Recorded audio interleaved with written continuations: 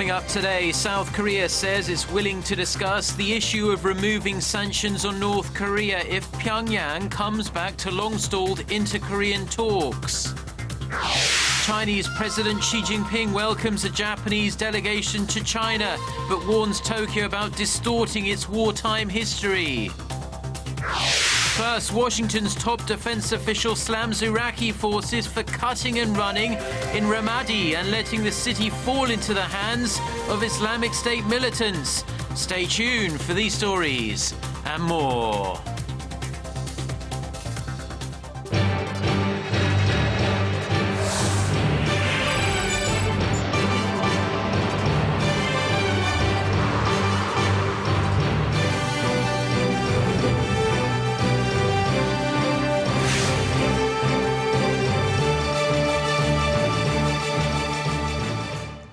Hello to our viewers around the world. It's 6 a.m. on Monday, May 25th. Thanks for joining us on this public holiday, Buddha's birthday here in Korea. I'm Mark Broome. Our top story this morning, South Korea will consider lifting a set of sanctions on the north, but only if Pyongyang agrees to resume long-stalled inter-Korean talks. The South's Unification Ministry says Seoul will continue to seek inter-Korean exchanges and cooperation, but will keep the sanctions in place until meaningful talks resume.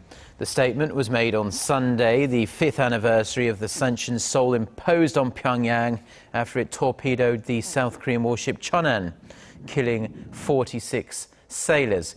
The North wants the sanctions to be lifted before dialogue can take place, but Seoul maintains that Pyongyang should first take responsible action for that attack. North Korea responded by repeating its demand for an inter-Korean investigation into the sinking. It's been more than 60 years since the 1953 armistice was signed, ending the Korean War. However, the two Koreas are still technically at war. On Sunday, a group of 30 women from 15 different countries sought to call attention to the situation by crossing the heavily fortified border between the two Koreas on a mission of peace and reconciliation. Our Connie Kim reports.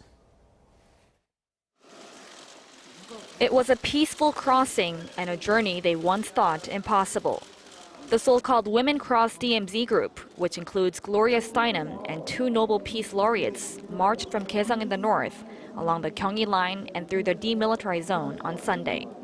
This has been an incredible journey for me as an African and a survivor of war.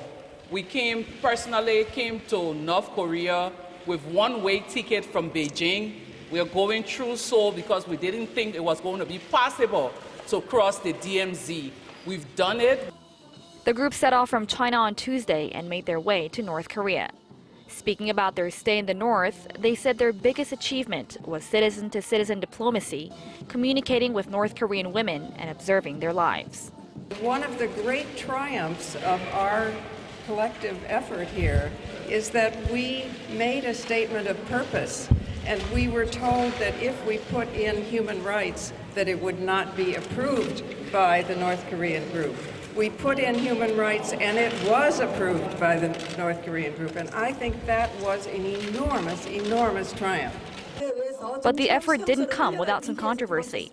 The group was accused of having a pro-North Korea stance after North Korea's official Rodong Sinmun newspaper reported that the group's organizer, Christine An, had praised Kim Il-sung at his birthplace.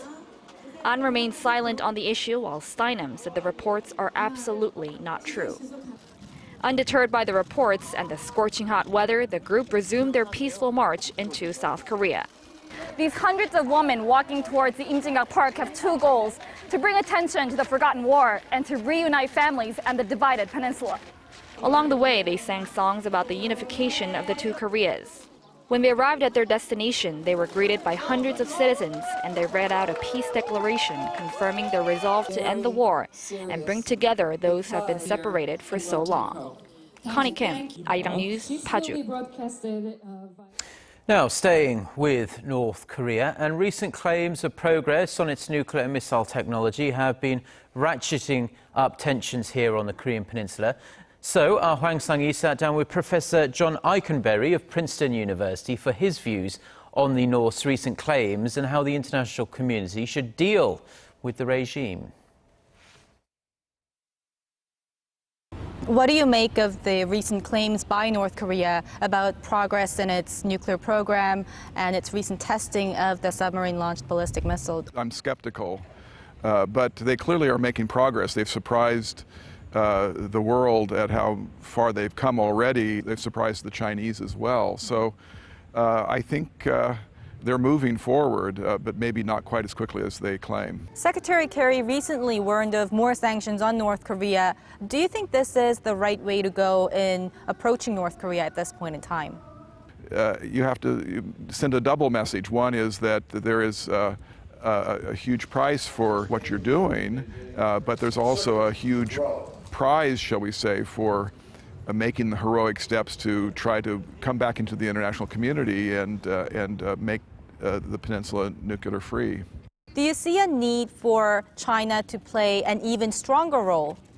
They are clearly unhappy with North Korea. There's been a general, I'd say, movement across the last 4 or 5 years towards more aggravation, indeed quite explicit unhappiness that they've manifest through symbolically and otherwise to North Korea. Yet at the same time, they are not willing to push the full distance, fearing collapse, fearing further crisis. So they are in a position where they would like to see North Korea make steps towards reform, but they are not yet at the point where they are willing to bring it to a full crisis point, and so they are not doing all they could do. And there are reports of a series of executions, purges of senior officials, and there are mixed opinions about regime stability. What's your view? The announcements of their demise have been made frequently over many, many decades, and they've survived. And so I don't think that we know, and it may come at a very surprising moment out of the blue, but I think we have to assume that it's going to be there, the regime's going to be there for a while, and plan accordingly. The six-party talks has been stalled for a long time, but considering the tensions in the region and among the 5 parties, do you think it's still an effective tool to get North Korea to denuclearize, or do we need a new form of dialogue? Quiet talks that aren't in a kind of formal format are where you need to go first, but I think for purposes of ratifying future agreements and legitimating the kind of framework that might lead to serious change, the six-party talks are a format that needs to be left in place and ready for action, shall we say. Thank you, Professor, for your time today. Thank you. Now, Chinese President Xi Jinping has cautioned Japan against distorting its wartime history, speaking to a 3,000-member Japanese delegation at the Great Hall, of the People in Beijing over the weekend. The Chinese leader said the crimes committed by Japan during its war of aggression should never be concealed, mentioning that this year marks the 70th anniversary of the end of World War II. He stressed that the war victims will never accept words and actions by the Japanese side that distort history, a move that shows China is very closely watching Japanese Prime Minister Shinzo Abe's planned statement on this war apology to be released in August. President Xi added that the two sides should learn from history and make joint efforts to pursue a lasting friendship that will contribute to peace in Asia and the world. Japan's defense chief has hinted that the country's self-defense forces could resort to the use of arms if the requirement to exercise such a move are met. Tokyo-based Kyodo News Agency reported Sunday that Gen Nakatani, appearing on an NHK program, said that commonly it's prohibited to dispatch self-defense forces overseas, but added that if 3 requirements included in the last year's constitutional revision are met, then it could use its armed forces. The 3 requirements are designed to expand Japan's right to use force if a closely related country is under military attack and Japan is facing a clear danger. South Korea's trade minister has expressed regret about Japan's recent complaint to the World Trade Organization about Seoul's food import policy. Japan announced last week that it would file a complaint with the WTO about Korea's import ban on Japanese marine products, which it imposed after the Fukushima nuclear disaster back in 2011.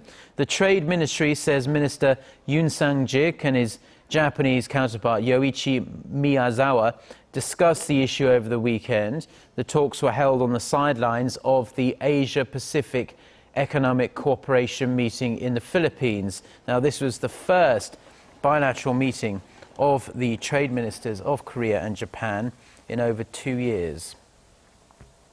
Now, for foreigners living in Korea or Korean students studying abroad or Koreans living abroad, transferring money can be quite a hassle at times, but the government is looking to slash through this red tape in the financial sector. Kwon So-ah has the details. Cross-border wire transfers made easier and cheaper. That's the government's plan. The Finance Ministry announced Sunday it will try to simplify the process of sending and receiving money to and from any place in the world by relaxing or eliminating certain regulations. Under the plan, companies in the security, insurance, and financial technology industries may soon be allowed to handle transfers. Currently, only banks are allowed to do so. The ministry hopes licensing the new companies will trigger a competition among them, leading to a reduction in transaction fees. Right now, a person has to pay roughly 50,000 won or $45 in transaction fees for a cross-border transfer of 1 million won, as the money has to pass through at least 3 different banks before reaching its destination. The ministry also hopes the competition will speed up transfer times, as it currently takes around 3 days for transfers to clear. Industry watchers say deregulation would especially give fintech businesses a chance to fulfill their potential, as the current regulations have kept them from expanding. For example, once they are given the green light, Korea's top messenger services will be allowed to let people send money across the world via mobile applications. This will be especially helpful for the roughly 1.6 million foreigners living in Korea and the more than 200,000 Korean students studying abroad. The government has yet to decide on the transfer limits for the new channels, but said it's not going to be a lot. A finance ministry official said that even though regulations will be relaxed, the government will step up monitoring on financial crimes to deter people trying to misuse the new rules. Kwon So-ah, Arirang News. The United States has bashed Iraqi forces for having showed no will to fight Islamic State militants during the fight for the strategically important city of Ramadi. Speaking on CNN's State of the Union program on Sunday, U.S. Defense Secretary Ashton Carter slammed Iraqi government forces for withdrawing despite the fact they vastly outnumbered the opposing force. Now, Carter's comments are the harshest assessment yet from an Obama administration official about the Iraqi army. Islamic State militants are now in control of Ramadi, rapidly trouncing Iraqi forces despite those forces having received the support of US-led airstrikes that had bombed the extremists' positions. Greece has warned that it's very likely to default on its debt repayment loans if it doesn't reach a deal with its creditors soon. Speaking on Greek TV on Sunday, Greece's Interior Minister Nikos Voutsis said the $1.75 billion it owes the International Monetary Fund next month will not be made as there is no money to give. Stressing his country is on the brink of financial collapse, the minister said he didn't know how Greece is supposed to make repayments and have money left over for wages and pensions for its people. After months of talks with the Eurozone and the IMF, Athens is still hoping to secure a deal that could release around $8 billion in remaining aid to avert bankruptcy. Now, like most countries around the world, heart attacks are one of the leading causes of death here in Korea, and while they are still difficult to treat, local scientists have developed a simple way to spot heart attacks before they happen. Our Park Se-young has more. This glass bottle can tell you if you're headed for a heart attack. Just drop in a blood sample and some hydrogen peroxide solution, then close the lid. Within 5 minutes, the indicator starts to rise just like a thermometer. The higher it climbs, the more likely you are to have a heart attack. The device was developed by a team of researchers at Pohang University of Science and Technology who found a way to measure a telltale protein in the blood. When the heart muscle is damaged, a protein called troponin makes its way into the bloodstream. Specialized nanoparticles coat the inside of the glass bottle, and when they combine with even very small amounts of the protein, they divide the hydrogen peroxide solution into water and oxygen. The resulting oxygen then increases the pressure inside the bottle and raises the ink indicator in the tube. The ink indicator level, which takes 5 minutes to show, is proportional to the concentration of the cardiac marker protein. Previously, a diagnosis like this required pricey equipment and took about 4 hours. This new device takes minutes and costs less than 20 cents. In a research study published last month in the American Chemical Society's journal Analytical Chemistry, the bottle was labeled Appropriate Technology. That means emergency rooms and developing countries can start using it immediately without having to wait for extensive testing. Park Se-young, Arirang News.